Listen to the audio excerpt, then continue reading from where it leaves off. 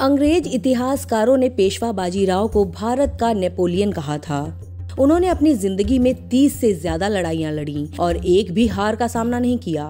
उसका कारण था कि पेशवा बाजीराव की सूझबूझ। इसलिए बाजीराव को छत्रपति शिवाजी महाराज के बाद मराठा साम्राज्य का सबसे धुरंधर योद्धा और रणनीतिकार माना जाता है।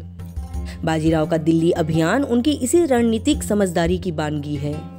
12 नवंबर 1736 के रोज पेशवा बाजीराव ने पुणे से दिल्ली की ओर कूच किया। 50,000 घुड़सवारों के साथ अगले ही दिन पेशवा दिल्ली की सरहद तक जा पहुंचे। इस दौरान मराठा सेना ने 60 किलोमीटर की दूरी 2 दिन में पार की। 29 मार्च 1737 के रोज पेशवा अपनी सेना लेकर दिल्ली की सरहद पर पहुंचे और दिल्ली को घेर लिया। घबराए मुगल बादशाह मोहम्मद शाह ने इस लाचारी की हालत में दक्कन के निजाम उल मुल्क से मदद मांगी। निजाम और बाजीराव के बीच जंग हुई और निजाम को संधि के लिए मजबूर होना पड़ा।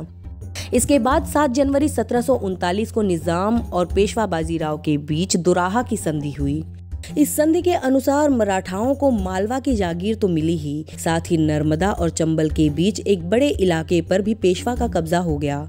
साथ ही निजाम को बतौर हर्जाना 50 लाख रुपए की रकम का भुगतान करना पड़ा।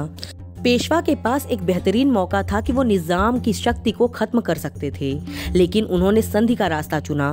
बेहतर होता यदि पेशवा पहले दक्षिण में मराठा साम्राज्य को स्थापित करते, फिर उन्हें नर्मदा को पार कर उत्तर की ओर बढ़ना चाहिए था।